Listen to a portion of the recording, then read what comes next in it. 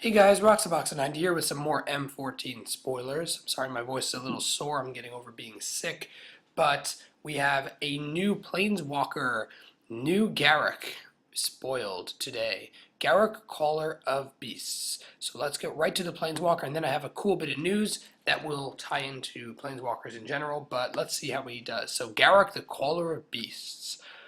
So he's 6 mana, 4 and 2 green.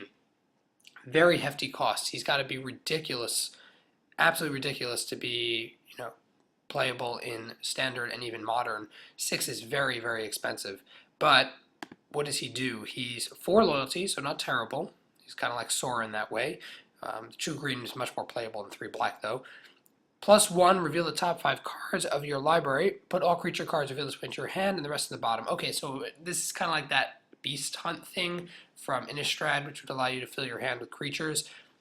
Doesn't protect him at all, so not going to be that good in Standard, but it is nice for aggro decks that often need to draw in a lot of creatures to continue up with their speed of pummeling down their opponent. So that's useful in aggro, but given that he costs 6, I don't know quite how powerful he's going to be late game because most aggro decks would already be beating down the doors by then. He doesn't exactly make or break right away since you only put him in your hand, you don't get to do anything with them. Still, not a bad ability in EDH wise, which is again where I think he's going to see the most play. It's not much better, I think, unless you're running like a Mael build or some sort of very heavy creature build. Then it could maybe work. But other than that, it's a bit rough given that your chances of getting 1 or 2 creatures, unless you're running creature heavy. Again, other decks probably 1 or 2 creatures at best and doesn't do that much. -3 though is pretty awesome. You may put a green creature card from your hand onto the battlefield. That is freaking crazy. Keep in mind, in Standard today, we don't really have that much. We have like Worldspine Worm and Crater of Behemoth and not much else. Modern, you have a much wider variety. Of course, you have Progenitus off the top of my head. That's kind of the big kablooey in your face Progenitus on turn 6. But come on. I mean, there's faster ways to get cards like that out.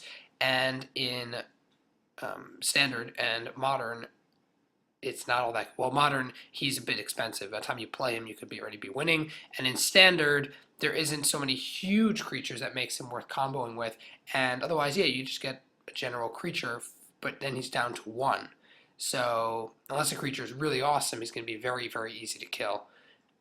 It's not so good. Again, even that crazy ability for his cost of 6, not that good in Standard for sure. Modern, I think he's a bit too pricey. He prices himself out of the cheat things into play builds that would potentially consider running him for that.